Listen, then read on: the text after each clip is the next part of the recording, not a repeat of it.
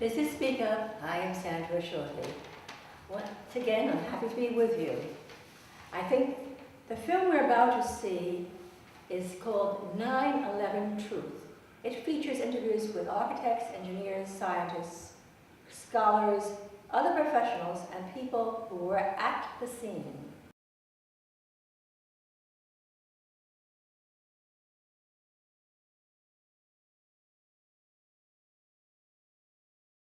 Well, that's another indicator that this NIST report is very suspect, because I would have expected in a classic implosion, as I've seen numerous times, is the core to fail. My name's Tom Sullivan. I worked for Controlled Demolition Incorporated, CDI, the top-rated explosives demolition firm in the world. As an explosives loader, my job was to place explosives in the buildings to prepare them for demolition. I was licensed while in New York by the New York Fire Department to handle explosives. And I worked on major projects such as Seattle Kingdom, the Three River Stadium, Philadelphia Naval Hospital, and Keyspan gas holders in New York. I would expect the center of the building to start moving first, and then as the implosion progresses, then the sides come in, then the rest of the building is involved. What I saw, it was a classic implosion. The center of the core, the penthouse area, starts to move first, and then the building follows along with it. And there were so many columns in the building that were not affected by either the fires or the impact damage, and they all came down, just at once. So it's a little disheartening, and it's implausible. When it's all finished, the outside walls from the lower floors are piled one on top of the other right in the middle of the building. Just like a house of cards if it were coming down. Logic tells you that if you have a single failure at some random point in the building, that the entire building is not going to collapse. The collapse would have been a chaotic, random event. The building would have partially collapsed, possibly, but it didn't. There was a total collapse, and there's very few things that could explain that, none of which are addressed by the NIST report. According to NIST, the failure occurred at column 79 on level 12. This means basically they're talking about a single columnar collapse or failure that resulted in a total collapse of the building. That just does not make any sense. As a structural engineer, I don't believe that the failure of one column would normally bring down an entire building in the way we saw World Trade Center 7 come down, because of redundancy, because of all the other columns in the building that were not affected.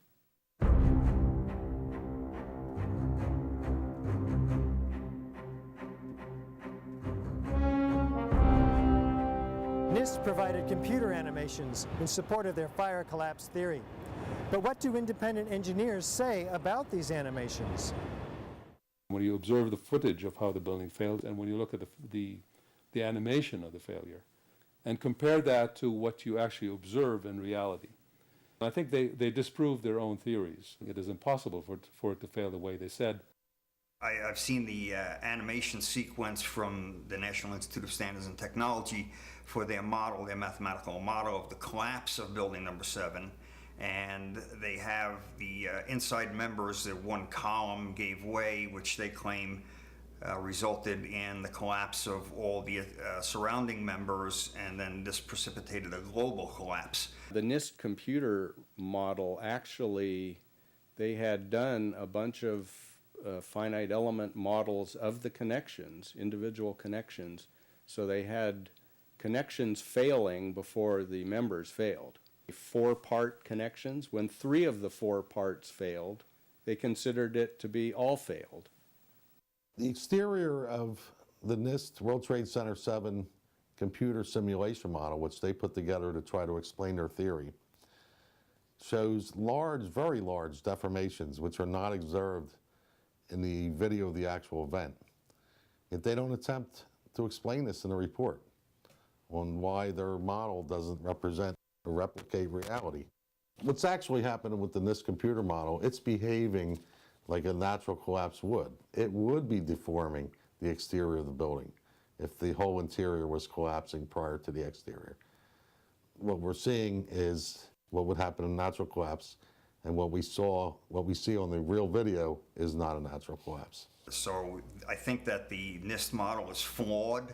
Of course, they won't release all of their parameters that they use to model the collapse, and that is a primary problem for them. NIST has also repeatedly refused to release computer input data that was requested through the Freedom of Information Act from them in the past concerning World Trade Center 1, 2, and 7.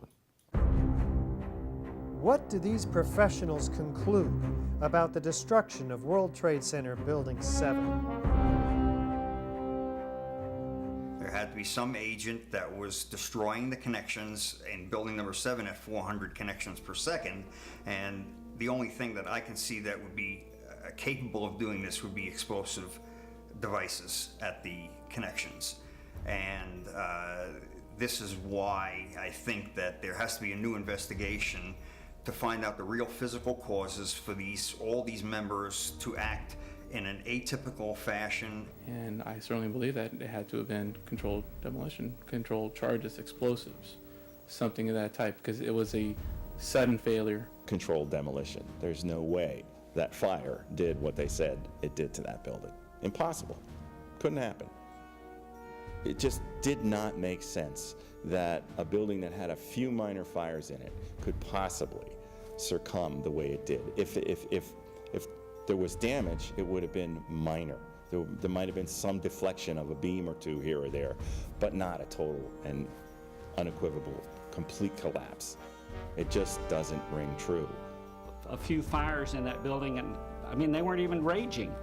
And how could that cause a building to collapse as if it were imploded?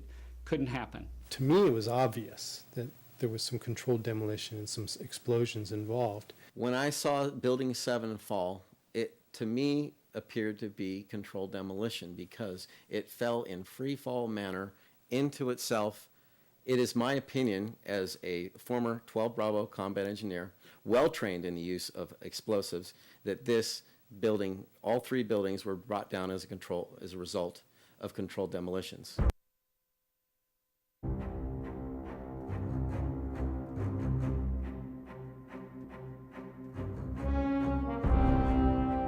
This is the original site of the World Trade Center Twin Towers. Construction is now underway where dramatic new facilities are being erected. Just 10 years ago, the planes hit the towers, cutting through some exterior and interior supporting structural steel columns.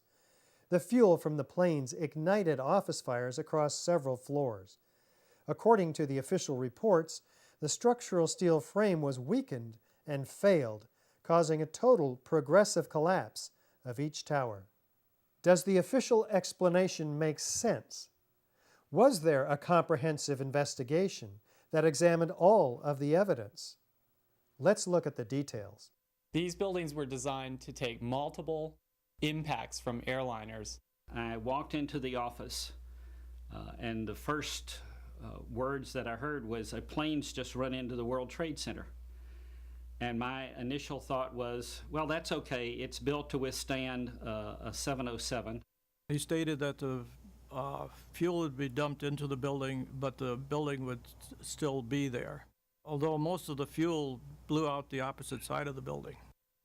These buildings are built to handle several times the load above them. So those perimeter columns could handle 5 times the load above them, and the core columns could handle 3 times the load above them. The majority of the jet fuel was burnt up instantly in the big fireball, and it was gone. The fires that were left were office furnishings and carpet and things like that. A lot of things in these kind of buildings have to be fire resistant by nature. It's required by code. So there really isn't a whole lot of fuel in there to begin with. The media portrayed these fires as being extremely hot, but the fires were not that hot in World Trade Center 1 and 2. If you look at the NIST zone data, you could see this. And to use our own powers of observation, you could tell by seeing these fires and seeing black smoke come out the windows, that means that the fires were oxygen starved.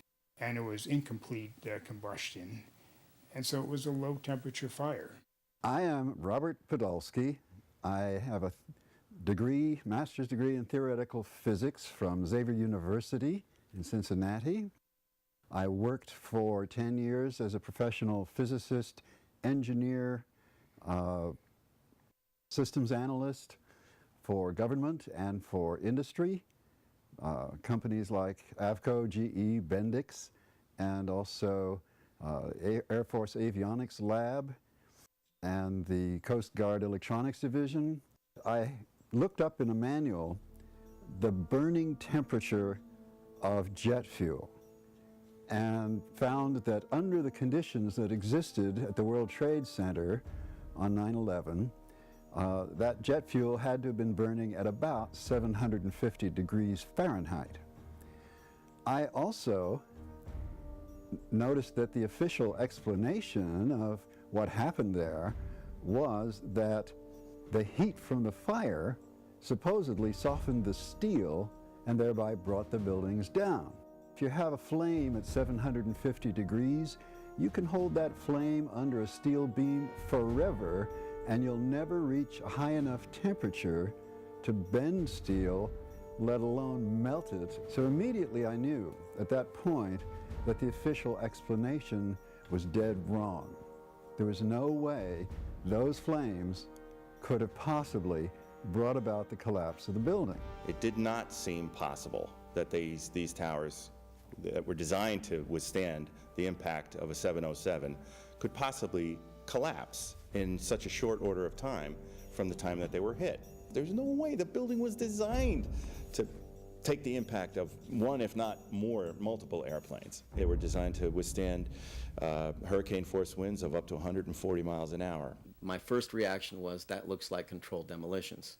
However, I believed the official story because it was played to me over and over again. I heard repeated experts telling me that this was terrorists that did this and that it was planes that brought those buildings down. So I accepted the official story. The NIST testing of the Twin Tower floor assemblies done at Underwriters Laboratories.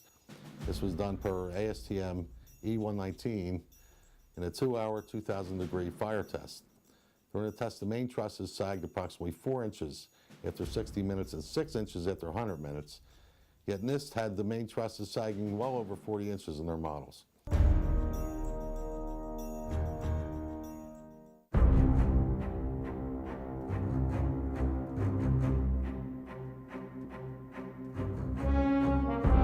Rather than a slow groaning collapse that we might anticipate, the Twin Towers show in the videos a very rapid, sudden onset of destruction.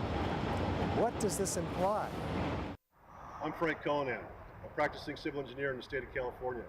I have a Bachelor of Science from Chico State, which I received in 1988. I've been a licensed civil engineer since 1993. I specialize in bridge construction, retaining wall construction, small building construction, bridge demolition, and I have experience in bridge design and building design. Structural steel is required by building and design codes to prevent catastrophic failure and loss of public life. Everybody's seen the building collapses on 9/11, and it was shocking how fast the buildings collapsed. The way the buildings fell was not indicative of the way a building that's in distress collapses. This doesn't happen with structural steel buildings and never has and never will again. We assume that fires could destroy a building. Why people select steel buildings is because they would destroy slowly. It would gradually twist and bend and give people plenty of time and safety in getting out of the building. The basic philosophy of the building codes in the last 75 to 80 years has been to ensure ductile failure of the members to provide for the public safety. Under this philosophy, members that are overloaded will deform elastically within the elastic range of the material with increasingly large deformations and deflections. This gives rise to large deformations that are visible and apparent to the occupants of the structure, and this gives them time to evacuate the structure. I would not have expected the whole building to just give in at once, and I thought it rather odd that they fell almost perfectly in very similar ways. It seemed odd that lightning would strike twice. Upon further review of the videos of the tower's destruction in the 9/11 Blueprint for Truth DVD, I was surprised to see the upper floors of the North Tower, the upper 15 floors of the North Tower, implode prior to any destruction of the tower below, because it would be logical that as a result of the plane crash that the upper 15 floors would start to damage the floors below, not the floors above.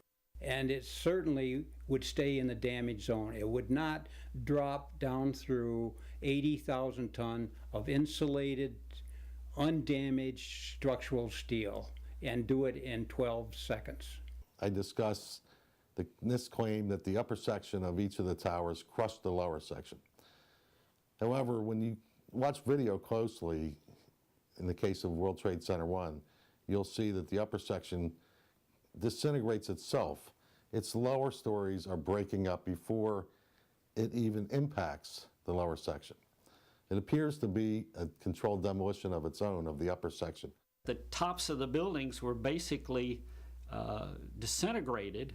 The top section, pushing on the bottom section, it's going to meet equal forces as it goes. Both sections are going to be demolished at the same rate. So by the time you've crushed up 15 stories below it, the top 15 stories are also going to be crushed. And so there's nothing left now to crush the rest of the building. So there's so many paradoxes here. A little tiny chunk of the building can't possibly fall and crush the entire structure below it. Well, there's demolitions done in France, which use what we call the Vernage technique, where they take out a couple floors worth of columns with hydraulics. They take the columns out and they let the building, the upper section of the building, drop 2 full floors. And when it impacts the lower section, there's a very definitive, observable jolt, deceleration, and velocity loss. You're looking for a jolt, that this thing, if it actually comes down and hits, you should be able to see the point at which they actually impact, because it would actually slow down the motion of the falling block. And you can see it in the graph. It is not there in the case of the North Tower. It never slows down. It accelerates the entire time. And that was what was extremely significant. So I published a paper about that. It's in the Journal of 9/11 Studies. And so if you had the top section acting like a pile driver, if in fact it actually hit and made an impact, it was effectively crushing anything, pushing hard on this core structure below it, the core structure is going to push back equally hard. And that's what's going to cause the top section of the building to slow down. But the fact that it's constantly accelerating downward is evidence that it didn't slow down. It's not actually hitting and engaging with the structure below it in any way that could demolish it. The top section is not crushing the bottom section of the building, or it would meet resistance.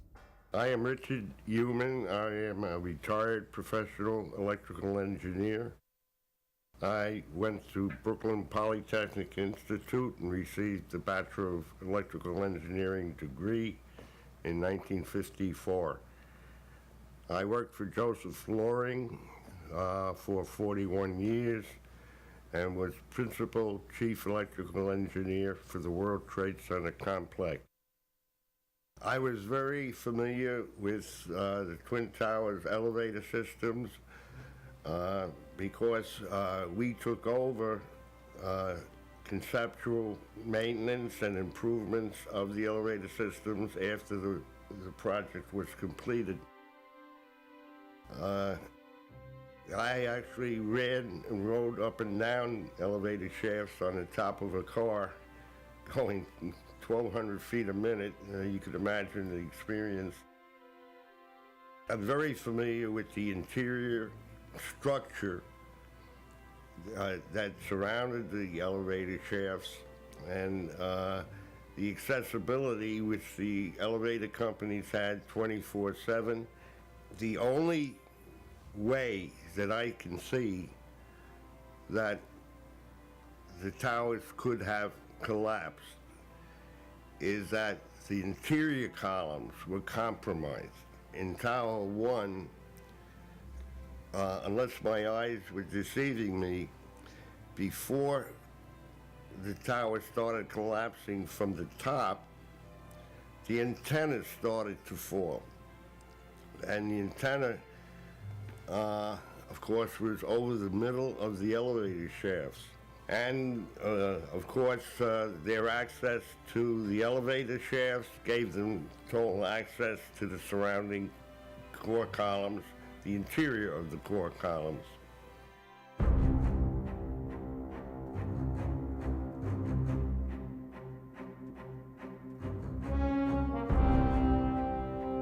NIST, the National Institute of Standards and Technology, acknowledges that the towers came down at essentially free-fall acceleration.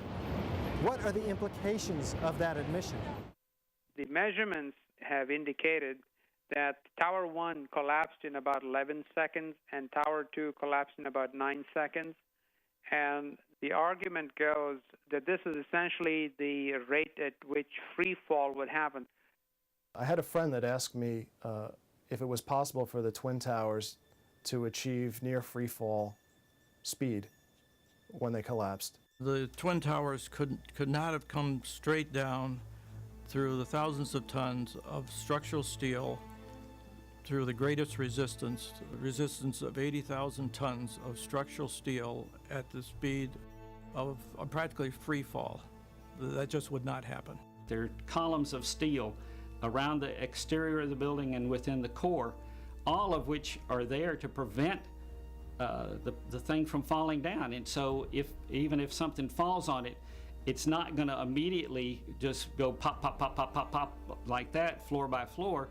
It's going to, if it's going to collapse, it's going to have to take some time to weaken the structure below it. This structure was capable of holding 3 to 5 times the weight. And here it is falling through it with a resistance of only 1/3 of its weight. Roughly 90% of the resistance has been removed. And what's happening is the top section is not crushing down the lower section like a pile driver, which is the picture that NIST basically is painting.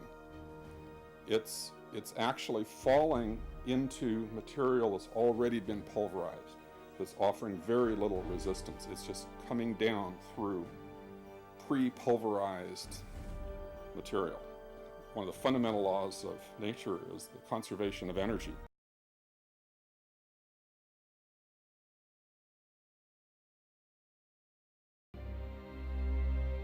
The country owns this. We were all victims. You all should want answers. It's not just ours, not just mine. We all lost something that day.